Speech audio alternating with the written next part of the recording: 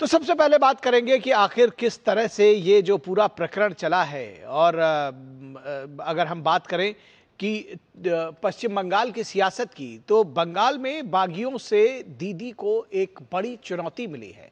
पश्चिम बंगाल में चुनाव में करारी शिकस्त के बाद टीएमसी सुप्रीमो ममता बनर्जी को चुनौती अपनी ही पार्टी के बागियों से मिलने लगी है। दरअसल मिल रही है लगातार। बागी गुट ने पहले विधायक और सांसद छीने और अब सिंबल पर दावेदारी तेज की है। अब टीएमसी के अंदर चल रहा विवाद चुनाव आयोग तक पहुंच गया है। टीएमसी की बागी नेता ऋतव्रत बैनर्जी के गुट ने चुनाव आयोग से मिलकर पार्टी पर अपना दावा पेश किया है।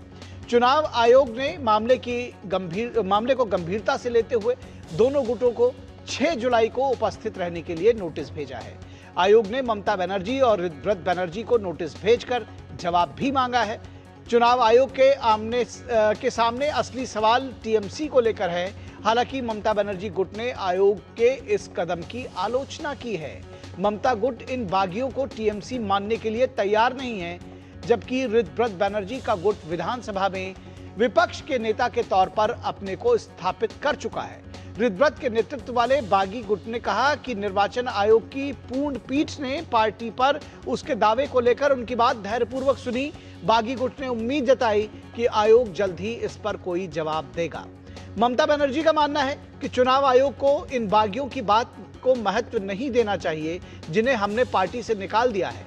वे टीएमसी के विधायक कैसे हो सकते हैं? तो अब जो ममता बनर्जी का रुख है, उसको आप भी समझने की कोशिश करिए कि वो अभी भी जो सियासी ऐंठन है वो आज तक बरकरार है।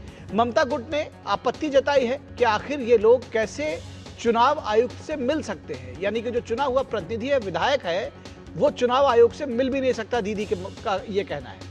उनका कहना है कि ये गुट कोई आधिकारिक तौर पर पार्टी नहीं है, ऐसे में इन्हें चुनाव आयोग की ओर से इतना महत्व क्यों मिल रहा है। ममता गुट ने कहा कि चुनाव आयोग ने यह फैसला लेकर अपने ही नियमों का उल्लंघन किया है, लेकिन ये बात 6 जुलाई को चुनाव आयोग दोनों गुटों से मिलकर उनके दावे को देखकर ही तय करेगा कि बागी गुट का दावा कितना सही है या ममता बनर्जी की पार्टी संगठन पर कब्जे के लिए क्या तर्क देती है। लेकिन ऐसा पहली बार नहीं है कि टीएमसी के बागी गुट असली पार्टी होने का दावा कर रहे हैं। पिछले वर्षों में शिवसेना, एनसीपी और समाजवादी पार्टी का मामला भी खूब सुर्खियां बटोर चुका है। लंबी सुनवाई के बाद चुनाव आयोग ने एकनाथ शिंदे गुट को ही असली शिवसेना माना था, जबकि उद्धव गुट को नया नाम और सिंबल मिला था। आयोग ने शिंदे गुट को शिवसेना का नाम और तीर कमान का जो निशान था वो इस्तेमाल करने की इजाजत दी थी। वजह आयोग ने यह पाया कि शिवसेना का मौजूदा संविधान अलोकतांत्रिक है। बिना चुनाव कराए उद्धव ठाकरे ने अपनी मंडली के लोगों को पदाधिकारी नियुक्त करने के लिए पार्टी के संविधान की अनसुनी की थी।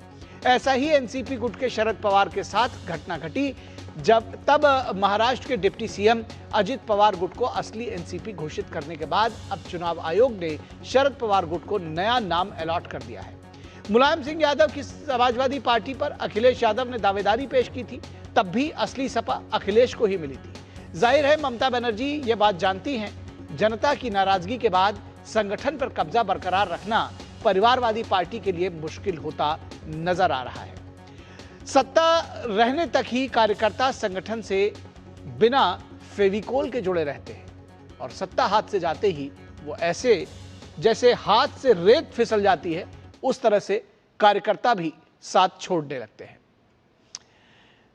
तो असली टीएमसी किसकी है, ये इसको लेकर के जब बात यहां तक आई है, तो सबसे खास बात है कि जो मन, मुख और रुख है ममता बनर्जी का, वो भी साफ दिखाई दे रहा है। उनका जो आक्रोश है वो भी दिख रहा है। टीएमसी नेता अभिजीत मजूमदार का कहना है कि पार्टी की पावर पाने के लिए उन्हें बहुमत साबित करना होगा। ये टीएमसी का जो पावर जनरल सेक्रेटरी अभिषेक और दीदी ममता बनर्जी का पास था, वो अभी तो चला गया ये लोग का पास। तो ये लोग जो बोल रहा है, अगर इलेक्शन कमिश्नर का पास गया और ये लोग अगर सबूत कर लेगा जो हमारा पास इतना एमएलए है, एमएलए अगर ज़्यादा है तो ये लोग को मिल जाएगा। क्यों, ये तो आज का परंपरा नहीं है, आप इंदिरा कांग्रेस का टाइम से। देखिए कितने अच्छे तरह से समझा रहे हैं कि जिसके पास ज़्यादा संख्या होगी, दरअसल पार्टी भी उसी की होगी, संगठन में लोग हों या विधायक हो। बहरहाल बागी गुट के नेता ऋतव्रत बनर्जी ने एक बार फिर असली तृणमूल कांग्रेस का दावा किया है। हम लोग ऑल इंडिया तृणमूल कांग्रेस है, मेजॉरिटी 2/3 से भी ज्यादा majority MLAs are with us, corporators are with us, municipality का जो काउंसिलर्स है हम लोगों के साथ है, जिला परिषद का मेंबर, जिला परिषद का अध्यक्ष, ये लोग हमारे साथ है।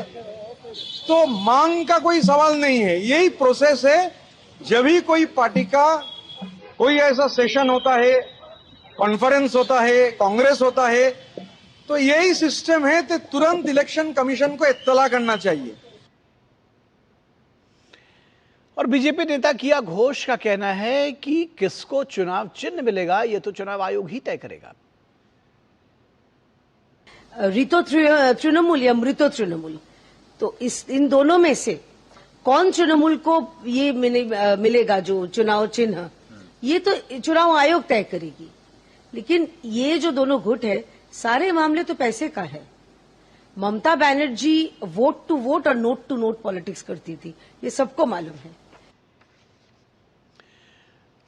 और इस पूरी खबर पर बातचीत करने के लिए कोलकाता से हमारे संवाददाता सौरभ दत्ता जुड़े हुए हैं और हमारे कंसल्टिंग एडिटर विनोद मिश्रा भी इस पूरी खबर पर और ज़्यादा इसका विश्लेषण करने के लिए हमारे साथ जुड़े। सबसे पहले सौरभ के पास आएंगे। सौरभ, क्या ताज़ा अपडेट्स हैं? क्योंकि रोज़ाना पश्चिम बंगाल में अगर हम देखें चुनाव बीतने के बाद से ही और जब से पार्टी में टूट हुई है उसके बाद से कुछ ना कुछ नया एजेंडा, नई बात रोज़ आती रहती है। अभी क्या ताज़ा अपडेट्स हैं? और जिस तरह से हमने देखा कि दोनों गुट दावा कर रहे हैं, लेकिन बावजूद इसके आखिर क्या कुछ हो रहा है, क्या कुछ अभी आगे की प्लानिंग है, क्या जानकारी है आपके पास? निखिल, देखिए, सोमवार को चुनाव आयोग की तरफ से जो 5:30 बजे के भीतर दोनों गुट को, ममता कालीघाट गुट और ऋतव्रता गुट, दोनों गुट को जो अपने अपने पक्ष रखने के लिए जो चिट्ठी दिया गया है, ममता बनर्जी को भी उनका पक्ष बताने के लिए समय दिया गया है। तो उस टाइम फ्रेम में चुनाव आयोग को ममता बनर्जी की यानी कालीघाट तृणमूल से क्या मैसेज जाता है उस पर नजर है। और साथ ही साथ यहाँ पर जो कालीघाट तृणमूल के जो स्पोक पर्सन हैं जैसे कुणाल घोष, उनका कहना है कि ऋतव्रता बनर्जी, उनका इसी इलेक्शन कमीशन चुनाव आयोग ऋतव्रता बनर्जी शिविर को जो समय दिया है, उसके जो खेमा को जो समय दिया है, उसको लेकर कुणाल घोष का कहना है कि ऋतव्रता बनर्जी जब नॉमिनेशन फाइल किए थे या फिर बागी गुट के जो 60 या 80 विधायक जो है, जो 60 विधायक जो है, वो जो नॉमिनेशंस जब दिए थे, तो उस नॉमिनेशंस में भी ममता बनर्जी और अभिषेक बनर्जी का ही सिग्नेचर था, तभी उनको पार्टी का सिंबल मिला था एज ए कैंडिडेट कॉन्टेस्ट करने के लिए। तो जो उनके जो चेयरपर्सन ममता बनर्जी को मानकर और अभिषेक बनर्जी को नेता मानकर चुनाव में खड़े हुए हैं, तो वो कैसे उनको मान्यता दिया जा रहा है, उनको क्यों बुलाया गया है, ये सवाल, ये तर्क कुणाल घोष की तरफ से रखा गया है कालीघाट टीएमसी की ओर से। और दूसरी तरफ ऋतव्रता बनर्जी, उनका कहना साफ है कि उनके पास बहुमत है, तो बहुमत जिनके पास है उसका पैसा पार्टी के फंड पे भी उनका ही हक होना चाहिए और सिंबल पर भी उनका ही हक होना चाहिए। और इस पूरे मामले में जिस तरह से ये विवाद चल रहा है, आज यहाँ पे एक ओरिएंटेशन प्रोग्राम चल रहा है न्यू टाउन में। यहाँ पे लोकसभा स्पीकर ओम बिरला आए हुए हैं, यहाँ पर सभी विधायकों को यहाँ पर बुलाया गया है। तो यहाँ पर भी कुणाल घोष ने ऋतव्रता बनर्जी को मंच पर देखकर उन्होंने इसको बॉयकॉट करके चला गया। उन्होंने कहा कि ऋतव्रता बनर्जी को मंच पर क्यों है, क्योंकि वो ऑपोजिशन लीडर के हिसाब से ऋतव्रता बनर्जी को नहीं मानते। तो एक तरफ से ये जो पूरी बातें हैं, ये जो खींचतान है, सियासी जो खींचतान है, वो चल रही है। और आगे चलकर चुनाव आयोग का तो एक तरफ से क्रिटिसाइज जो है वो चुनाव से पहले किया था, इस मामले में भी कालीघाट तृणमूल की तरफ से वो किया जा रहा है। लेकिन सोमवार को वो क्या पक्ष रखते हैं, क्या कहते हैं, क्या कम्युनिकेट करते हैं, उस पर नजर रखना पड़ेगा। बिल्कुल बिल्कुल ठीक बात है, क्या कम्युनिकेट करते हैं। विनोद जी, लोकतांत्रिक व्यवस्था में बहुमत ही एक तरह से महत्वपूर्ण होता है, और अगर जिस तरह का ये जो एटीट्यूड अभी आपने सुना कि उन्होंने बहुत डिटेल से बताया कि ऋतव्रता बनर्जी को हम विपक्ष का नेता नहीं मानेंगे, ममता बनर्जी कह रही हैं कि जब हमने इन लोगों को पार्टी से निकाल दिया तो चुनाव आयोग उनको सुन ही क्यों रहा है। क्या इसको आप देखते हैं कि रस्सी जल गई लेकिन ऐठन नहीं गई, या अभी भी संघर्ष करने के लिए वो सड़कों पर उतरना चाहती? क्या इन सब बातों से को किन निहितार्थ से समझना चाहिए? लेकिन अभी जो बता रहे थे सौरभ, उसमें पश्चिम बंगाल के लोगों ने तो एक तरह से नाम भी तय कर दिया है, टीएमसी कालीघाट और टीएमसी ऋतुव्रत। तो ये भी हम लोगों की जानकारी में आई कि नाम तय हो गया। अब टीएमसी कालीघाट को ये बात तो पहले दिन समझ जाना चाहिए, जब ऑल इंडिया तृणमूल कांग्रेस के लेटर हेड से अभिषेक बनर्जी के दस्तखत से जब एलओपी के लिए स्पीकर के सामने में लेटर गया था, अब उस लेटर में आप देखिए कि कई फर्जी दस्तखत करके जब उन्होंने अपोजिशन के लिए एक अपना उम्मीदवार को बताया था, तो अब उस पर आप देखिए कि अभी ये मामला सीआईडी में गया, मामला हाईकोर्ट तक चला गया जी। तो जैसे ही एक TMC all India Trinamool Congress का क्लेम करके ऋतुव्रत बनर्जी का अपना जो 60-62 जो भी एमएलए का गुट है, वो वहाँ विधानसभा में स्पीकर के सामने में अपना दावा पेश किया एलओपी में, तो स्पीकर ने उसको मान लिया क्योंकि उसमें कोई फर्जी नहीं थे, उसमें सारे के सारे विधायक सामने खड़े थे। ये मामला हाईकोर्ट में भी गया है, कोलकाता हाईकोर्ट में भी चल रहा है। तो कोलकाता हाईकोर्ट ने अभी ऋतुव्रत बनर्जी का स्पीकर का जो फैसला है उस फैसले को कंटिन्यू किया है।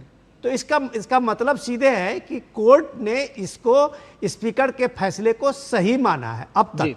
कल इसका जो भी ये हो, तो ऋतुव्रत बनर्जी एक तरह से कॉन्स्टिट्यूशनली वहां अपोजिशन के लीडर हैं।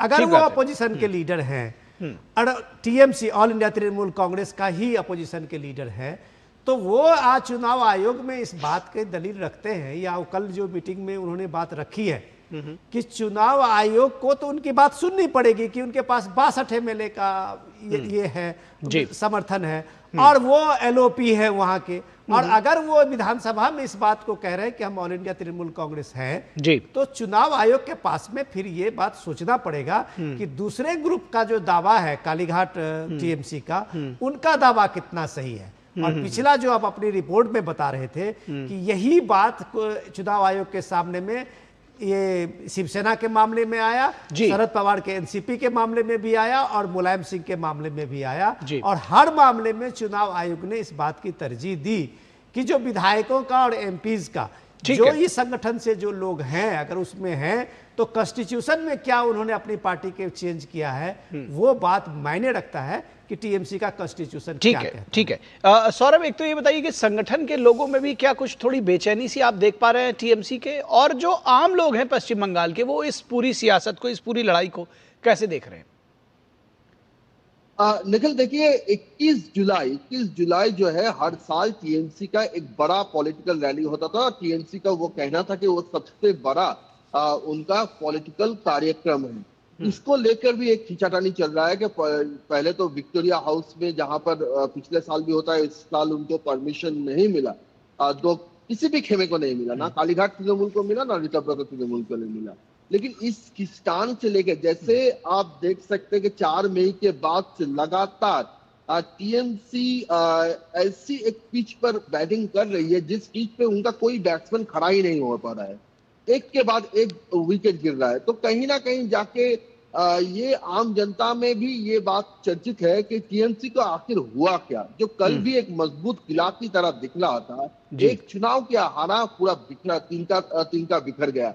और यहाँ तक कि कोई भी नेता, जिनको नेता मानते थे वो लोग, इलाके के सब बड़े बड़े नेता हैं, आज वो रास्ते पे मुद्दा कोई भी हो उनको देखा नहीं जा रहा है। तो एक तरफ से ये बात है, लेकिन दूसरी तरफ से ये भी सही है कि काफी सारे वर्कर्स का भी जो दावा है, अभी तक देखिए एक बात तो मानना पड़ेगा, इसको भी मेंशन करना पड़ेगा कि ऋतुव्रत खेमा ने आज तक कोई वर्कर्स के बीच कोई मीटिंग नहीं किया।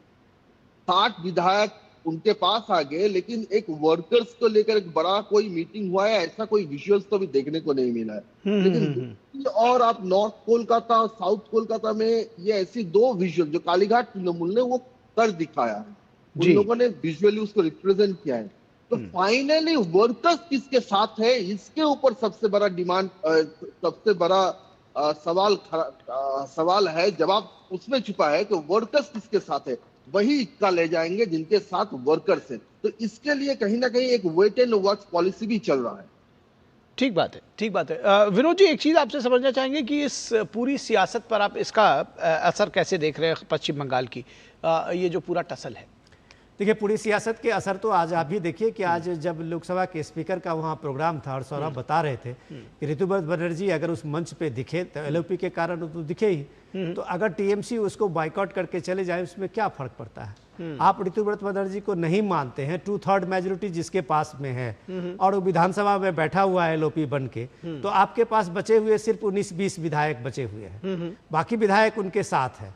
तो जब उनके पास में नंबर्स है और जब उनके पास में संगठन के मामले में बहुत सही ये बात आपको अभी सौरभ बता रहे थे, लेकिन आप सवाल ये है कि जहां एमपी ज्यादा एमपी टीएमसी के 2/3 एमपी और जहां 2/3 एमएलए वो पार्टी का साथ छोड़ गया है, तो इस हालत में आप सोचिए कि उस पार्टी का अस्तित्व, वो छोटे छोटे वर्कर का उसके लेके उनको पार्टी के संगठन को किस तरह बना सकते हैं, ये बात बड़ी सोचने की बात है। 5 साल तो आप कम से कम ये बात मान लीजिए कि पश्चिम बंगाल में ऋतुव्रत बनर्जी अभी अपोजिशन के लीडर के रूप में कालीघाट टीएमसी को बहुत पीछे छोड़ दिया। जी, निश्चित तौर पर कालीघाट टीएमसी को बहुत पीछे छोड़ दिया और ममता बनर्जी को आगे अगर आना है तो बहुत संघर्ष करना पड़ेगा, ये भी बात समझ में आ रही है। बहुत शुक्रिया इस तमाम बातचीत के लिए सौरभ आपका और विनोद मिश्रा जी आपका हमारे